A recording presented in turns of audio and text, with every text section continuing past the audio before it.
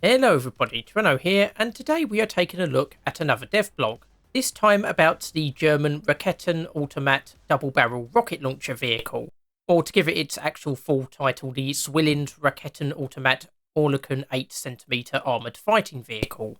Now this is technically a prototype. It is built on the chassis of the HS-30 APC, but it wasn't commissioned by the German army. Now, in-game, it's going to come after the German Jagdtiger. So it's going to be between the Jagdtiger at 6.7 and the DF-105 at 7.7. So you're probably looking at maybe 7.3, somewhere around those lines. So basically helping to fill that 1.0 gap between the two tank destroyers. Now, as you can see, it is an unusual looking vehicle, and it's kind of similar to the Swedish USH 405. It does specifically mention that in the dev blog as well, so some of you may already be used to vehicles like this if you played the Swedish tech tree. And the two rockets come with 9 rockets each. And they can fire high explosive fragmentation, so, good for unarmoured vehicles, or the much more useful heat shells, which will have a penetration of more than 300mm. It doesn't tell us exactly how much more than 300mm, but probably in the low 300mm or so.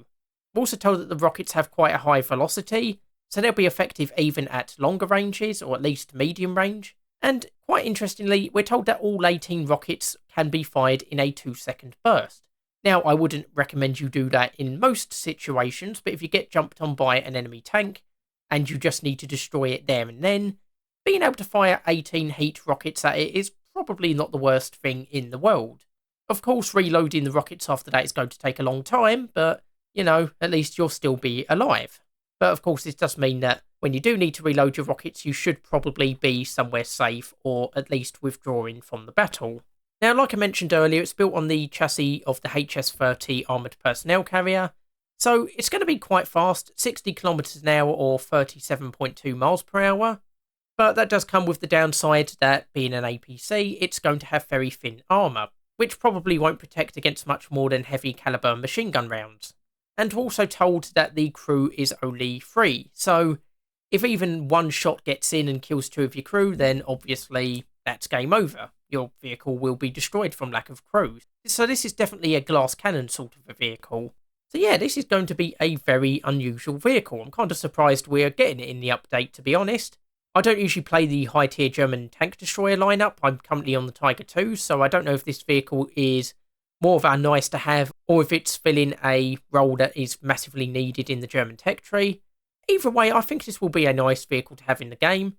And yeah, it'll be nice to try this out on the dev server when that is released. Though of course we haven't been given any news on when that might be. In fact, we haven't even been told what this update's going to be called yet, so we don't know what the official theme is going to be. Though I suspect it's going to be something along the lines of the French Navy, because of course we've been getting a lot of news about the French closed beta testing lately. So yeah, keep your eyes peeled for more information on the update. Anyway, just a quick video for today. Hopefully you've enjoyed it. Hopefully you'll join me for future episodes. I've been Treno, and I'll see you next time.